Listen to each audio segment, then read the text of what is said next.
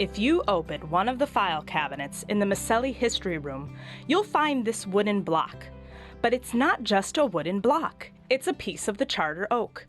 Maybe many of you have seen the charter oak on the back of the Connecticut State Quarter. Maybe you, like me, routinely struggle with all the construction on the Charter Oak Bridge. In fact, if you pay attention, you'll see that Connecticut is loaded with references to this tree. But do you know its story? The first mention of the tree comes from the 1630s, when local Native Americans asked Samuel Willis, who had settled on the land where the tree stood, to preserve the tree, which had been planted as a sign of peace.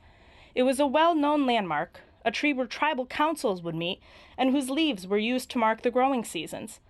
A few decades later, on April 26, 1662, King Charles II granted the colony of Connecticut a charter that gave it a great deal of independence, well beyond the other colonies.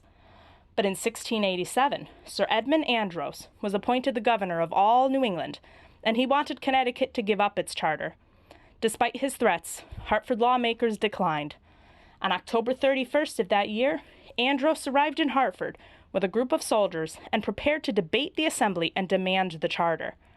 This time, it was the Connecticut Assembly's requests that were denied, and the charter was placed on the table in front of Andros.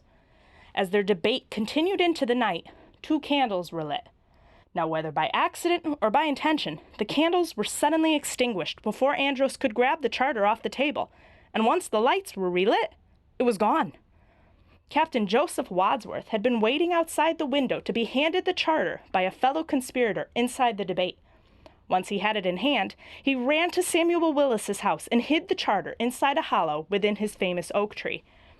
Its hiding space preserved the charter and Connecticut's right to self-governance up until the colonies became the United States of America. Andros, on the other hand, lost his position only 2 years later.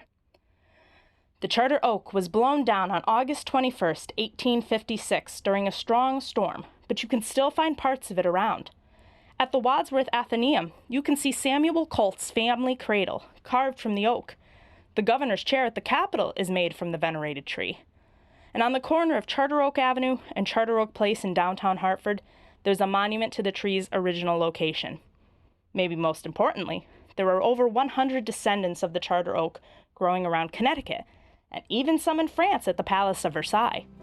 And of course, you have this block here at the Cromwell Belden Public Library, which has its own interesting tale.